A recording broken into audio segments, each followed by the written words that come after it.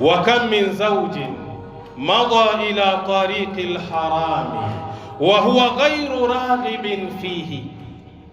Na ni waume wangapi leo wanakwenda katika njia za haramu na ili hali hawako tayari kuifanya ile haramu?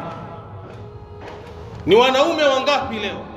Wasababu, na sababu iliyopo, zaujatuhu dhalimatu lahu, ni yule mke wake ambaye anayemdhulumu yule ambaye ni mwanamume.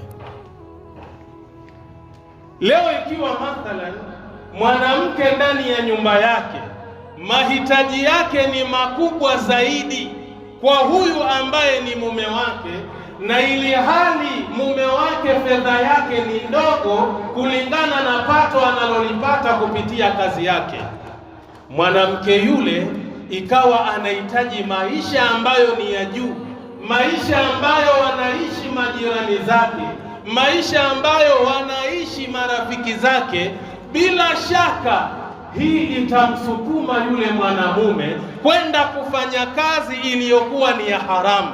Anaweza kuingia kwenye ujambazi, anaweza kuingia kuuza madawa ya kulevya, ili mradi apate fedha ambayo itakidhi mahitaji ya yule mke wake, ili aweze kunyamaza yule mwanamke kusema mle ndani ya nyumba, ili na yeye aweze kuipata amani ndani ya nyumba. Ni wanaume wangapi wameingia kwenye kazi za haramu, kisa ni wake zao tu? Lakini pia ni waume wangapi wameingia katika upande wa zinaa? Yote hii ni sababu ya yule mke wake kule ndani ya nyumba.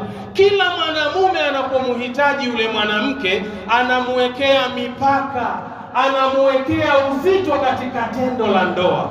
Inafikia mahala yule mwanamume anakwenda kwenye njia ya zinaa. Kwa nini?